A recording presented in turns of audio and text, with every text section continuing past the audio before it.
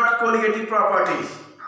देखिए colligative property क्या है, बहुत इंपॉर्टेंट टॉपिक है और देखा जाए तो नीट और जेईई में काफी क्वेश्चंस इससे क्वेश्चंस आते ही आते हैं, 2-3 क्वेश्चन तो आते ही आते हैं श्योर। तो ये एकेडमिक पर्पज से भी और कॉम्पिटिटिव व्यू से भी काफी इंपॉर्टेंट है। तो हम आपको बताने जा रहे हैं कि कोलिगेटिव प्रॉपर्टीज होता क्या है, ठीक है। तो ये हमने स्टार्ट किया colligative property.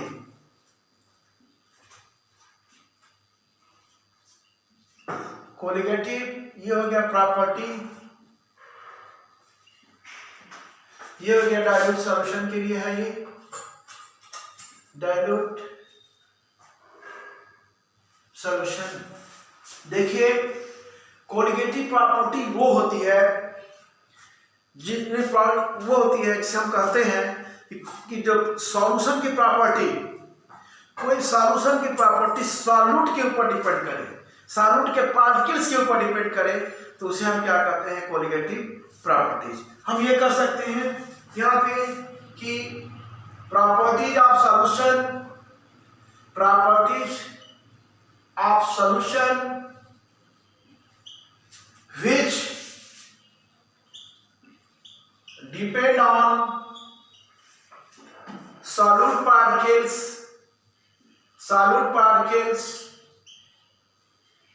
are called colligative properties, colligative properties।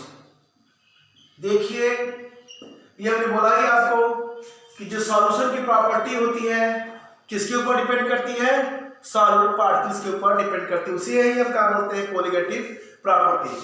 अब देखिए कोलिगेटिव प्रॉपर्टीज क्या होता है, directly proportional to number of solute particles, number of solute particles कह सकते हैं, या आप कह सकते हैं colligative properties directly proportional to moles of solute, ये भी हो गए। ये भी हम कर सकते हैं colligative property directly proportional to mole fraction of solute, ये भी हो गया। या हम कर सकते हैं colligative property directly proportional to number of molecules in solution. हम कह सकते हैं इलेक्ट्रोलाइसिस जब होता है, ठीक है, तब इस पर डिपेंड करते हैं, ये करते हैं, ठीक है। तो ये हो गया कोलिगेटिव प्रॉपर्टी। अब हम आपको बताने जा रहे हैं, देखिए डायरेक्टली प्रोपोर्शनल किसके, सॉल्यूट के ऊपर भी है, मोल्स ऑफ सॉल्यूट है डायरेक्टली प्रोपोर्शनल, डायरेक्टली प्रोपोर्शनल किसके ऊपर भी है, मोल फ्रैक्शन ऑफ सॉल्यूट भी directly proportional number of molecules in solution में भी है। अब हम आपको बताने जा रहे हैं कि कोलिगेटिव प्रॉपर्टीज कितने तरह की होती है।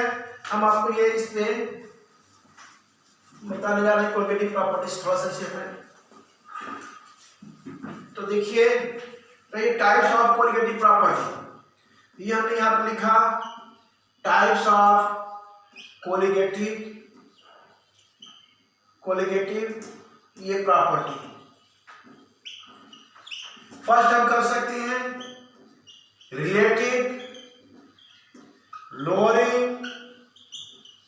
इन वेपर प्रेशर, दूसरा हम कर सकते हैं एलिवेशन इन बॉइलिंग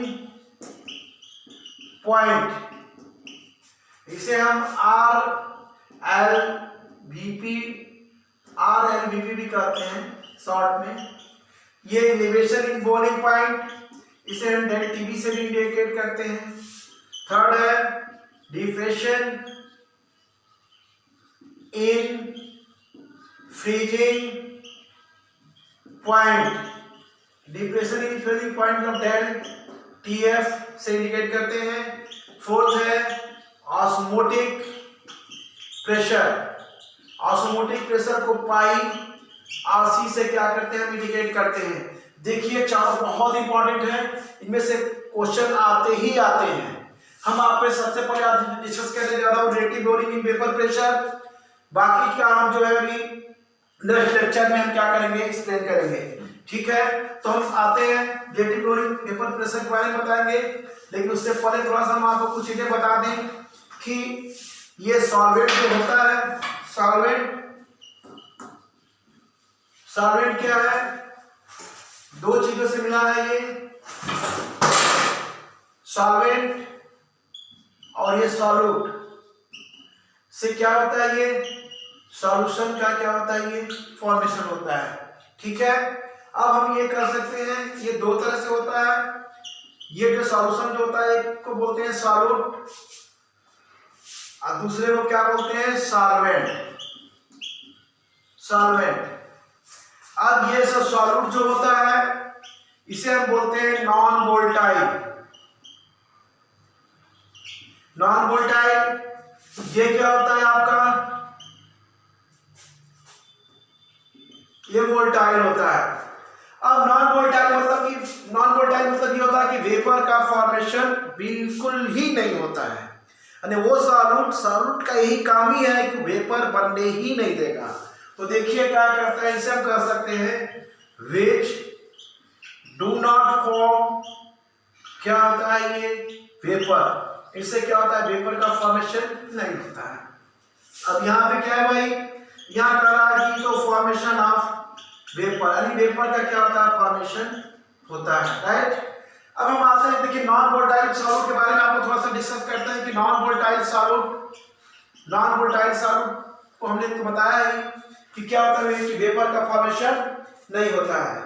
हम यहाँ पे ये कर सकते हैं व्हेन नॉन वोलेटाइल सॉल्यूट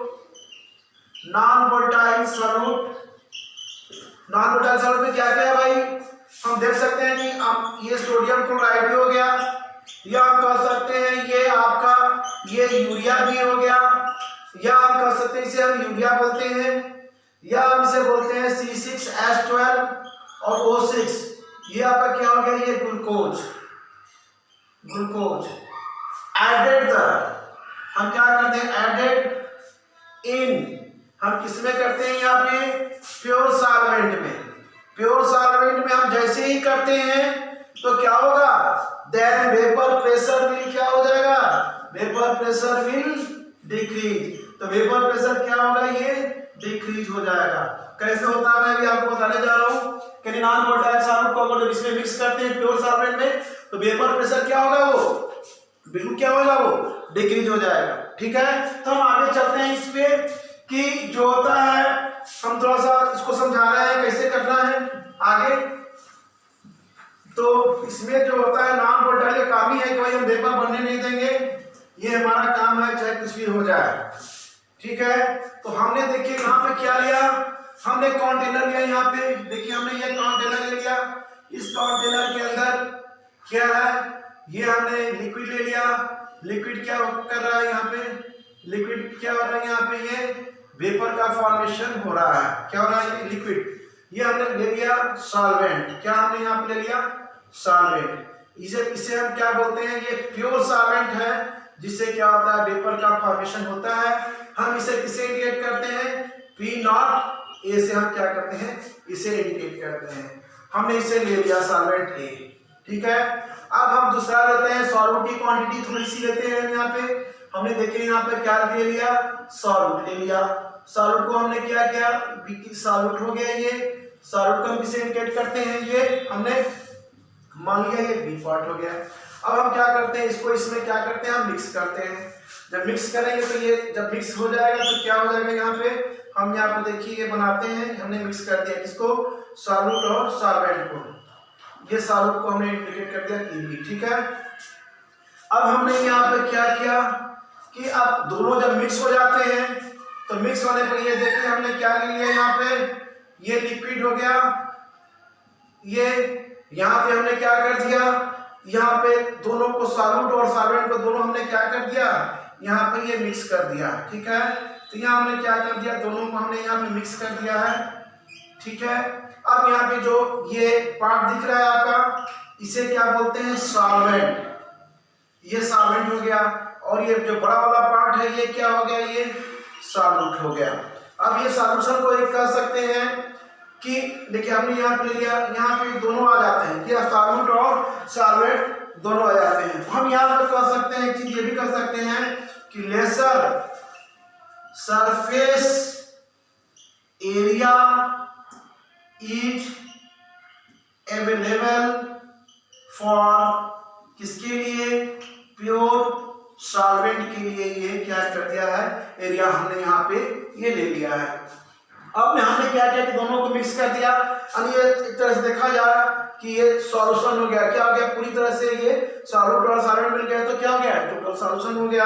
तो हम इसे इंडिकेट कर सकते हैं पीटी, या हम कर सकते हैं पीए से भी इंडिकेट कर सकते हैं। ठीक है, हम क्या कर सकते हैं, पीटी इज इक्वल टू हम कर सकते हैं पीए। अब पीए, ठीक है, अब पीए ये हो गया आपका टोटल सॉल्यूशन।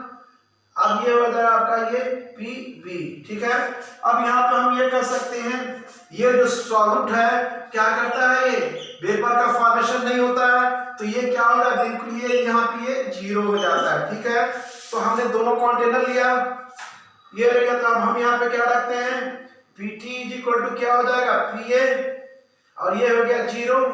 तो यहाँ पे हम क्या कर सकते हैं, पीटी इज इक्वल टू क्या कर सकते हैं, ये पीए, यानी वेपर प्रेशर। हम इसे इंडिकेट कर सकते हैं कि वेपर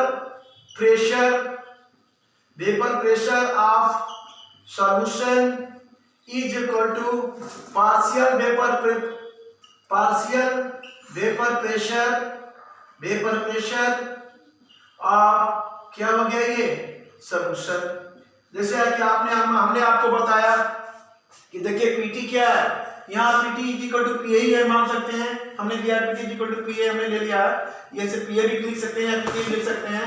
तो यहाँ पर ये क्या इंडिकेट कर रहा है, पीबी, ये क्या पीबी, ये क्या यहाँ पे बिल्कुल जीरो है, क्योंकि वेपर का फॉर्मेशन नहीं हो रहा है। अब हम आते हैं यहाँ पे दूसरा, आपको ये आपने समझ लिया कि सॉलिड पार्टिकल्स है, ये जो छोटा वाला पार्ट है ये सॉल्वेंट है, या लेसर सरफेस एरिया है किसके लिए, प्योर सॉल्वेंट के लिए, देखिए थोड़ा थोड़ा वेपराइज हल्का हल्का होता है।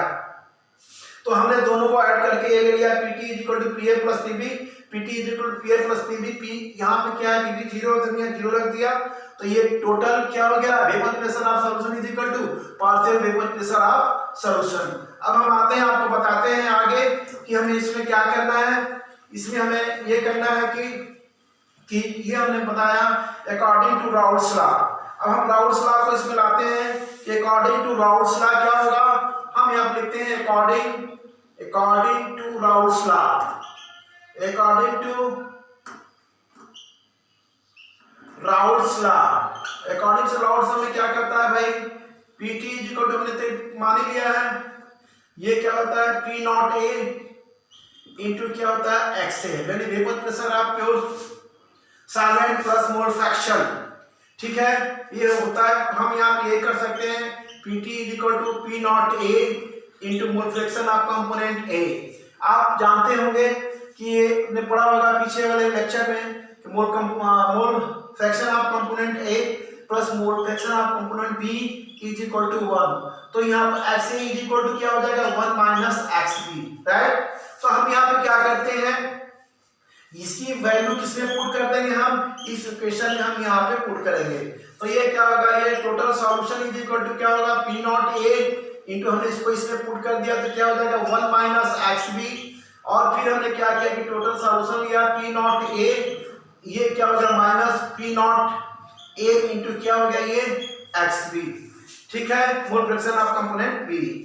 अब हम यहाँ पे देखिए क्या करते हैं, हमने क्या लिया पी नॉट ए इधर लिया है, P not A into mole fraction of component B is equal to हमने क्या किया पी नॉट ए, हमने यहाँ पर कर दिया P total pressure of solution PT. ठीक है, अब यहाँ से हम क्या निकालते हैं, मोल फ्रैक्शन ऑफ देखिए सॉल्यूट, ये क्या हो जाएगा, यहाँ पे हो जाएगा P not A minus PT अपन हो जाएगा ये पी नॉट ए। देखिए बहुत ही इंपॉर्टेंट ये है फॉर्मूला, हम इस पे इंडिकेट करते हैं। एक्सबी क्या है, ये एक्सबी क्या है, एक्सबी जो है आपका यहाँ पे बोल सकते हैं मोल फ्रैक्शन ऑफ सॉल्यूट, क्या है ये मोल फ्रैक्शन ऑफ क्या हो गया, ये सॉल्यूट हो गया, मोल फ्रैक्शन ऑफ सॉल्यूट हो गया। और ये क्या हो गया, ये पार्ट पूरा जो है पी नॉट ए, ये पीटी, ये पी नॉट ए, इसे हम बोलते हैं रिलेटिव लोअरिंग वेपर प्रेशर, इसे बोलते हैं relative lowering in vapour pressure. ठीक है, हम आगे डिस्कस करेंगे इस पे। हम इसके बाद क्या करते हैं ये आपने समझ लिया। अब इसके बाद मैं आपको बताने जा रहा हूं कि डिटर्मिनेशन ऑफ मॉलिक्यूलर मास हम कैसे निकालते हैं इससे, इस फॉर्मूले से। तो हम कहेंगे determination of molecular mass of solute. हम यहां पे कर सकते हैं determination of molecular mass of solute. हम इसमें क्या करने निकालने जा रहे हैं, तभी हमने पढ़ा था कि अभी हमने फार्मूला जो पिछली बार किया था तो ये क्या था, mole fraction of solute is equal to क्या था, ये था आपका P नॉट A, ये क्या था अपन ये PT अपन ये क्या होगा P नॉट A। ये पता ही है कि भाई vapour pressure of pure solvent ये है, vapour pressure of pure solvent ये क्या है, सॉल्यूशन है। अब हम यहाँ पे मान लिया कि आपने पढ़ा होगा कि number of moles is equal to क्या होता है, पढ़ा होगा आपने, n नंबर ऑफ मोल्स हम निकालते हैं तो n इज इक्वल टू क्या होता है, W by weight of mass given by molar mass. तो हम यहाँ उसी फार्मूले से यहाँ पर लेके कंप्लेंट में करते हैं, आपने पढ़ा होगा उसमें मोल फ्रैक्शन में। तो ये क्या हो जाएगा NB अपन क्या होगा, ये हम यहाँ पर लेके चलते हैं Na, ठीक है। ये P naught A minus P हमने बताया था पिछली क्लास में आपको, ये P नॉट A। तो NB यहाँ पे क्या हो गया आपका, हम यहाँ पे एक Na, ये हो गया NB। अब यहाँ थोड़ा सा लेके चलते हैं NB प्लस Na, ये अप्रोक्सीमेटली क्या है, मोल्स ऑफ सॉल्यूट, ये क्या हो जाएगा आपका, सॉल्यूट की क्वांटिटी बहुत कम है तो हम यहाँ पे क्या कर लेंगे, लेसर सरफेस से बिल्कुल लेस है, हम कह सकते हैं कि लेस, वेरी लेस हम कह सकते हैं यहाँ पे, वेरी लेस क्या है आपका, ये सॉल्यूट है, ठीक है। तो ये निग्लेक्टेबल हो जाएगा तो क्या हम सॉल्वेंट लेके चलेंगे, अभी आपको हम डिटेल बताएंगे। तो ये हो जाएगा NB अपन क्या हो गया, ये Na का P नॉट A, ये PT अपन हो गया P नॉट A। अब इसे हम कर सकते हैं, इस वाले फार्मूले में हम कर सकते हैं, ये हो गया WB बाई क्या हो गया MB अपन हो गया WA बाई क्या हो गया MA। अब हमने इसे कर दिया P नॉट A, ये हो गया P नॉट A PT अपन हो गया P नॉट A। अब हमने यहाँ पे इसको ऐसे इंडिकेट कर दिया W by MB into W, ये हो जाएगा जस्ट ऊपर ये चला जाएगा, ये हो जाएगा MA आप बाई क्या हो गया, ये MA बाई WA, ये हो जाएगा आपका P नॉट A PT, ठीक है। हमने लगा दिया P नॉट A, यानी WB into MA upon MB into WA is equal to P naught A, ये हो गया P naught T upon P naught A। हम यहाँ से MB निकाल सकते हैं, molecular mass of solute. Molecular mass of solute क्या हो जाएगा, ये हो जाएगा P नॉट A इंटू हो जाएगा WB इंटू MA अपन होगा ये हो जाएगा P नॉट A, ये PT, ये हो जाएगा WA। देखिए बहुत इंपॉर्टेंट ये फार्मूला है, ये बहुत मोस्ट इंपॉर्टेंट फार्मूला है। ये WB क्या है, ये सॉल्यूट है, ये क्या है WA क्या है, सॉल्वेंट है, ये क्या है मोलर मास, ये मास क्या है आपके सॉल्वेंट है। इस प्रकार से हमने क्या निकाला, determination of molecular mass of solute. अब हम नेक्स्ट लेक्चर में हम क्या करेंगे, इसके एप्लीकेशंस, इस पे कुछ क्वेश्चंस, न्यूमेरिकल क्वेश्चन हम करेंगे, ठीक है, नेक्स्ट लेक्चर में।